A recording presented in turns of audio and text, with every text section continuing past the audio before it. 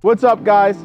Danny from 612 here. I'm gonna be showing you our latest 1971-2025 Hemi Cuda concept conversion, whatever you want to call it. Basically, this is a brand new Challenger. Started out as a brand new Hellcat, and we did our custom concept Hemi Cuda body on it. So basically, it's very obviously not perfect proportions and dimensions of a 1971 Cuda, but this is what we felt like a Cuda in 2025 would look like. If you've seen any other videos, you know we did it with the 69 Charger already. We've done a few of these Cudas. We've done 2 of them that look exactly like this one. Don't get me started, it gets me angry. Anyways, so here's the latest build. And yeah, let's go over some cool stuff on it. And I'll give you the backstory on how we ended up here building another one that we built like 2 or 3 cars ago.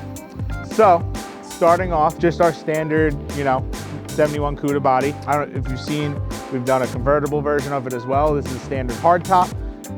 So full carbon fiber body. As you can see, it's got on the paint scheme, the top half is taped out and just tinted purple carbon fiber, as well as the Hemi Cuda, classic billboard graphic that used to come on the cars back in 71. The paint, it's a custom hand mix. There's no paint code, don't ask me the paint code. It's custom made, hand mixed here. It's a 4-stage purple. It's basically what I thought a Plum Crazy would be like modern day. Like if you wanted to do like a Plum Crazy from back then, but like I call it Plum Silly. It's a little bit crazier than Plum Crazy. But yeah, so yeah, it's a candy purple, plum silly. As you know with these cars, if you've seen them before, if not, we do a lot of custom billet CNC pieces for these cars. All the grill pieces to look like the 71 Cuda.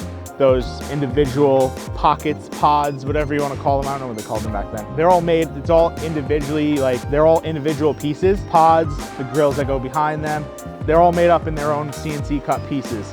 Yeah, so we also have a lower grill. We have the fog hole. We don't put fog lights in these cars because if you look at any the newer Hellcats, they don't come with fog lights. They have 2, well, they used to have 2, but now they just have 1. They changed it a couple years ago. Oil cooler sits in the front by the bumper. So they use a grill where a fog hole cutout, more like an air duct style thing.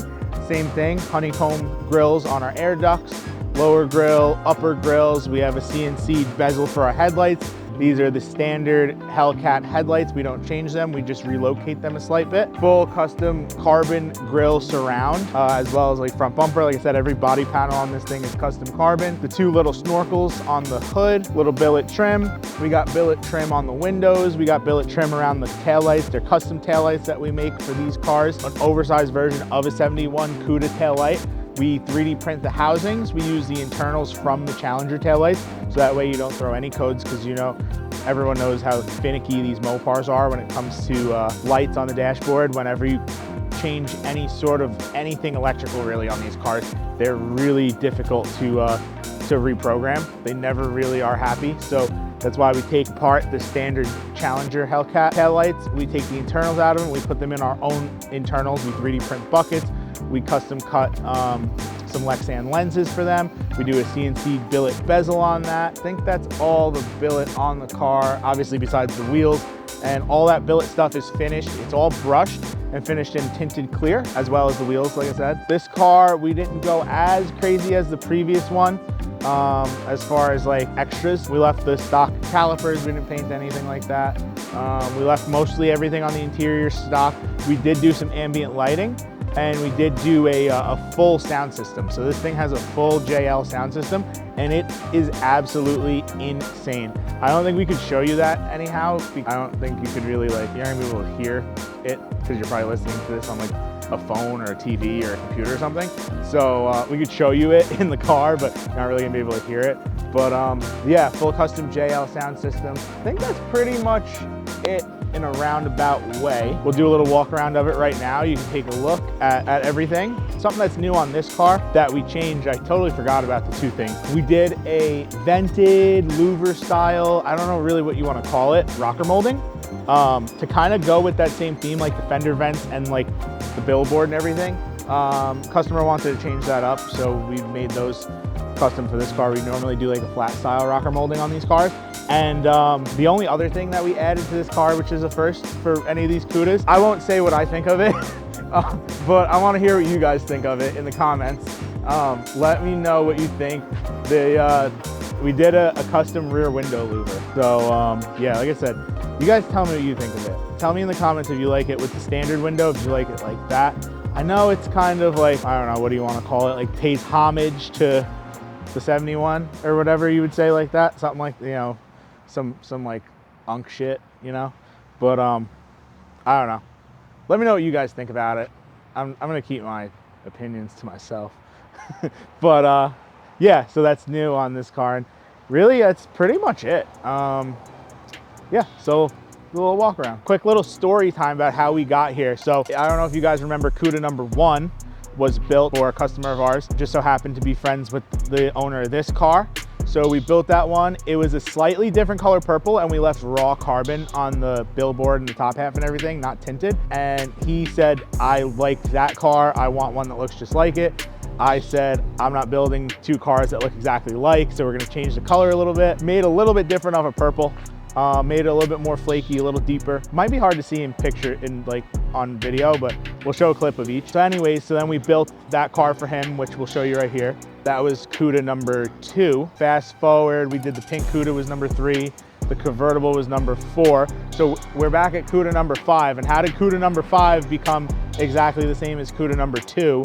Well, we were, I don't know if I'm really supposed to talk about this, but it was all my idea, so I'm not like, it's like I'm throwing him under the bus at all. It was my stupid idea. Basically, we wanted to go to SEMA, and it was last minute. We were finishing his car, and we didn't really have any like vendor or anyone that like we had plans to go with, and it was kind of like I said, last minute. No one really had space available, and the owner of the car came. He flew in. He lives in Florida. He flew in to see the car.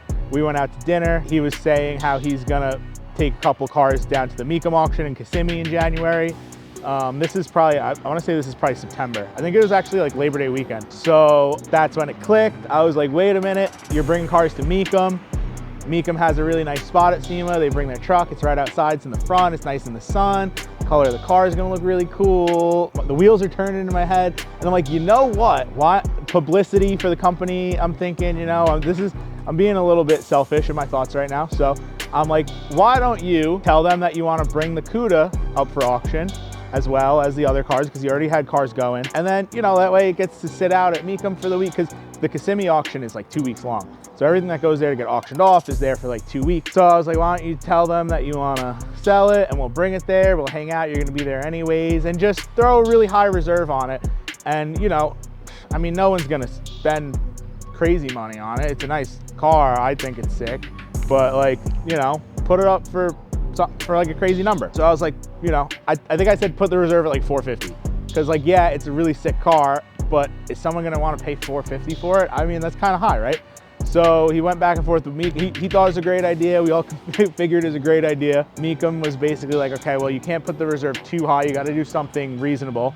So I think they ended up with the reserve at 385. I think they talked them down to putting the reserve at 385. So puts the reserve at 385. We go to SEMA, did great out there. Everyone loved it. It was a great time. We had fun. We had another car there as well. So yeah, so we were going anyways, and we bring something there, 1 or 2 things every year for the most part. So we had a great time. Fast forward to Mecum comes around, car goes there, rolls up to the, you know, it's there for the whole 2 weeks or whatever the case is. Finally gets his time on the block, gets to roll up to the auction, and people are bidding on it.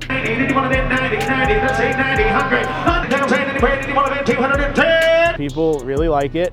You know, a couple guys wanted it. People are throwing bids, and the bid, like I said, the reserve was 385. The bid goes up to 345. Gets to 345. Really close to the 385. So now the guys at Mecum are basically talking the owner of the car into pulling the reserve at 345 and selling it. They basically talked him into it. He was like, yep, that's a good idea. Obviously, he was making a little bit of money on the car or a good amount of money on the car from what he paid us to build it. So, yep, car ended up selling for 345 grand at Mecum. And then, you know, as soon as we got home, we started building him his Cuda convertible. And you know, I'm thinking he's just gonna be cool with the Cuda convertible. We did it very different color scheme than this one. We'll throw some pics of that as well. Silver with a bright interior, more subtle, but like pop in different areas than this, I guess you could say. He basically, he I guess regretted selling the first one and wanted another one, and somehow talked us into building an identical replica of it. I wasn't too happy about it. I really don't like I said, building duplicates of things. I like everything to be its own. I like everything to be very unique. I guess yeah, like I said, he regretted selling that one, letting go of it, and wanted to do another one. And so we finished the convertible and then jumped into building this one. And now it's finished. So here we are. Yeah, he's a good customer of ours. You know, he's built a few things with us. But yeah, he also owns that convertible. So that Corvette that he had someone else building that didn't finish building it, and now we're finishing building it. So that's like another thing that we don't normally do. Is like, we're not really a Corvette kind of place. None of us really are big into Corvettes, to be honest. So we never really built one. So now we're finishing that one for him. So yeah, he kind of like talked us into doing two things that we weren't necessarily super excited about at the same time. If you're watching this, Kenny, you're welcome. But yeah, no. So like I said, great customer of ours. So obviously, you know, we're gonna do what he wants us to do. I wish we could have did a different color, because it just would have been a little more exciting to me to, you know, see the finished product. Because that's kind of like my favorite thing about building these cars, is like, usually I get to make a cool color for them. Anyways, that's how we got here. That's my story. We got the wild hogs going through the neighborhood. It's nice out today, so I guess the wild hogs are out. Yeah, that's pretty much it. So this thing's pretty much done. I think we might tint the windows, and we have to send him a picture and see if he wants to lower it. We did lowering springs on the last one, which they look awesome. Hellcats don't love lowering springs, to be honest. They're kind of difficult to align. They don't really have the adjustment to align them if you do like a decent sized drop spring, and then you have to go to like a full billet arm kit, which, you know, it's a lot more time consuming and a lot more expensive, because now you're spending a couple grand on control arms just to get the alignment right. This is going to be more of like a simple like driver car for him. I think it was what was his goal for it. So yeah, we don't know if we're going to lower it or not. Yeah, we'll see what he says. And then yeah, that might just be the only two things that we do before it heads down to Florida. So yeah, I'm excited to see it go, get down there, get driven, get used, and start the next one, because we got another convertible on tap after this one. So you'll see that in another video in the future. Maybe before SEMA, maybe after SEMA. I'm not sure when we're gonna start it. We got our hands full in the back. You'll see that in another video too. Yeah, so that's pretty much it for this one. You'll see some pictures and videos of this one on Instagram and stuff as well. Make sure you follow us on all social medias. Like, subscribe, comment, notification bell. Tell your mom that you love her, and drink enough water. And yeah, see you guys in the next video.